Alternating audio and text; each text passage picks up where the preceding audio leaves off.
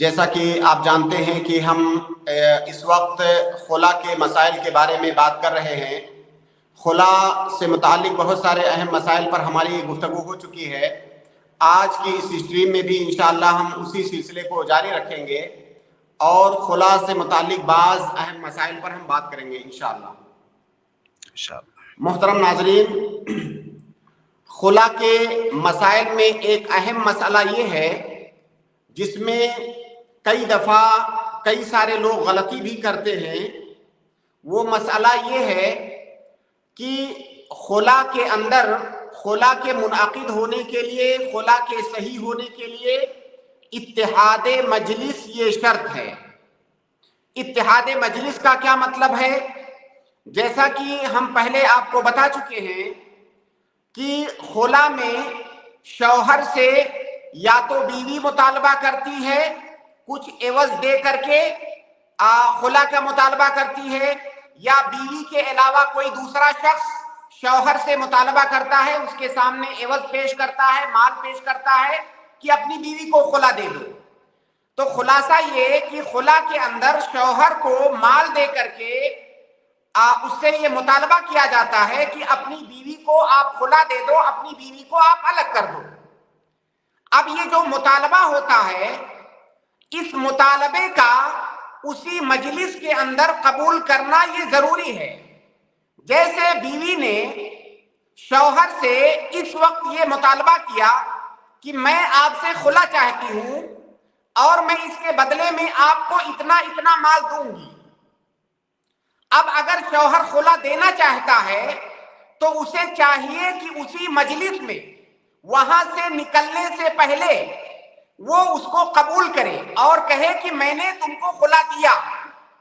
اگر اس نے ایسا نہیں کیا، بیوی نے تو مطالبہ کر دیا، سامنے رکھ دیا، لیکن شوہر خاموش رہا اور خاموشی کے ساتھ گھر سے نکل گیا۔ اب جب وہ گھر سے نکل گیا، اگر 2-4 گھنٹے بعد یا شام کو یا کسی اور ٹائم وہ واپس آ کر کے بیوی سے کہے کہ تم نے جو مطالبہ کیا تھا میں اس کو قبول کرتا ہوں اور میں نے تم کو خلا دیا، تو ایسی صورت میں یہ خلا واقع نہیں ہوگا۔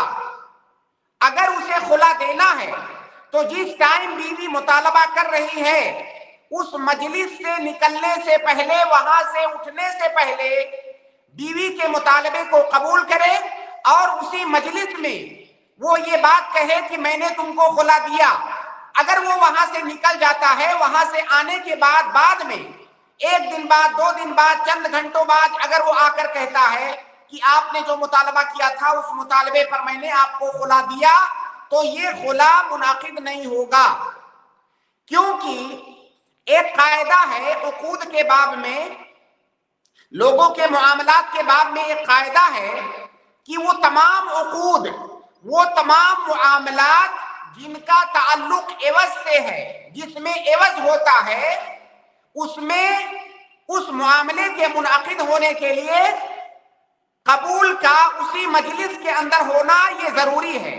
یعنی ایجاب اور قبول ایک ہی مجلس میں ہونا چاہیے ان تمام عقود میں، ان تمام معاملات میں جس میں عوض ہوتا ہے، جن کو جو ہے معاوضات کہا جاتا ہے، عقود المعاوضات۔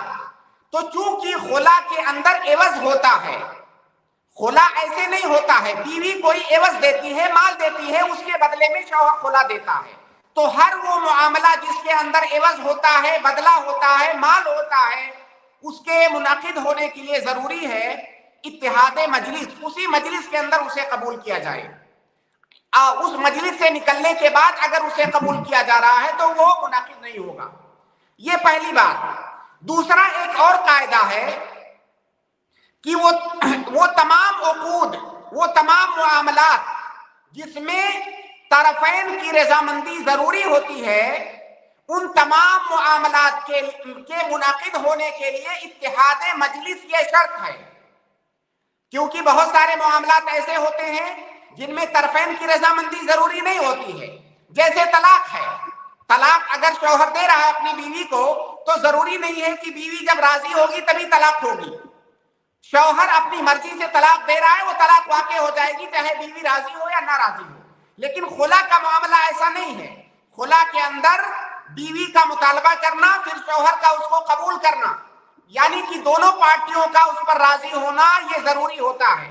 تو وہ تمام معاملات جس میں دونوں پارٹیوں کی رضامندی ضروری ہوتی ہے، اس میں قبول کا مجلس کے اندر ہونا یہ ضروری ہے۔ اگر مجلس سے نکل گئے اس کے بعد قبول کیے تو پھر یہ خلا نہیں ہوگا۔ اس کی وجہ کیا ہے؟ اس کی ایک حکمت یہ ہے کہ جب دونوں پارٹیوں کی رضامندی ضروری ہے، ایک پارٹی نے مطالبہ کیا کہ میں آپ کے ساتھ یہ معاملہ کرنا چاہتا ہوں، کیا آپ کو قبول ہے؟ سامنے والی پارٹی نے کچھ نہیں بولا، سامنے والی پارٹی وہاں سے نکل گئی، بیوی نے مطالبہ کیا، شوہر کچھ نہیں بولا، وہاں سے نکل گیا۔ اب مان لیجئے چند گھنٹوں کے بعد یا ایک دو دن کے بعد واپس لوٹا، اس کے بعد وہ کہہ رہا ہے کہ میں نے قبول کیا، میں نے تم کو خلا دیا۔ لیکن کیا یہ ممکن نہیں ہے کہ اس دوران وہ بیوی جس نے مطالبہ کیا تھا، ہو سکتا ہے اپنا ارادہ اس نے بدل دیا ہو سکتا ہے اپنے مطالبے سے اس نے رجوع کر لیا ہو، اس کا موڈ بدل گیا ہو۔ اب اگر اس کا موڈ بدل گیا ہے تو گویا کہ وہ راضی نہیں ہے۔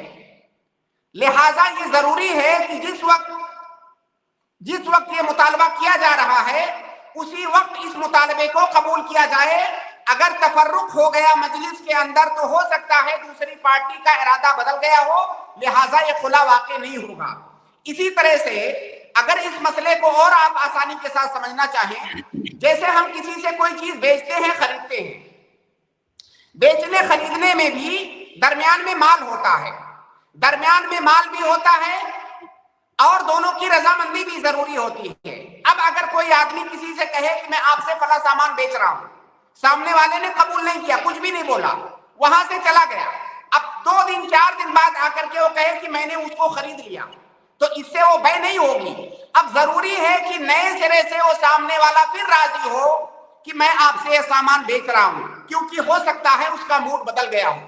تو خلا کے اندر بھی چونکہ عوض ہوتا ہے، خلا کے اندر بھی طرفین کی رضامندی ضروری ہوتی ہے، اس لیے مجلس کے اندر ہی خلا کا قبول کرنا یہ ضروری ہے، تبھی خلا واقع ہوگا۔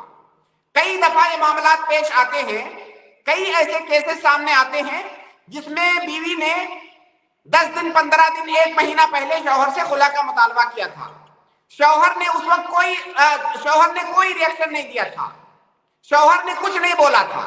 اب وہ 1 مہینے بعد آ کر کے سوچ سمجھ کے سوچ بچار کے آ کر کہہ رہا ہے کہ میں نے تم کو خلا دیا۔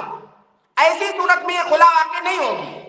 یہاں پر ضروری ہے کہ دوبارہ بیوی کی جانب سے رضامندی، بیوی کی جانب سے خلا کا مطالبہ دوبارہ آنا چاہیے، تب یہ خلا ہوگا، ورنہ یہ خلا نہیں ہوگا۔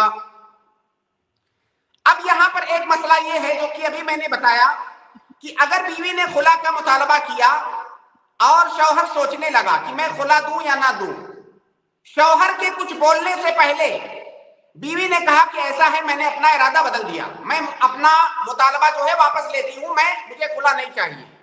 شوہر کے بولنے سے پہلے، اس کا مطالبہ قبول کرنے سے پہلے اگر بیوی نے رجوع کر لیا اپنے مطالبے سے، اس کے بعد شوہر کہہ رہا ہے کہ میں تمہیں خلا دے رہا ہوں، تو یہ خلا واقع نہیں ہوگا، اور اس کا سبب وہی ہے جو ابھی تھوڑی دیر پہلے میں نے ذکر کیا۔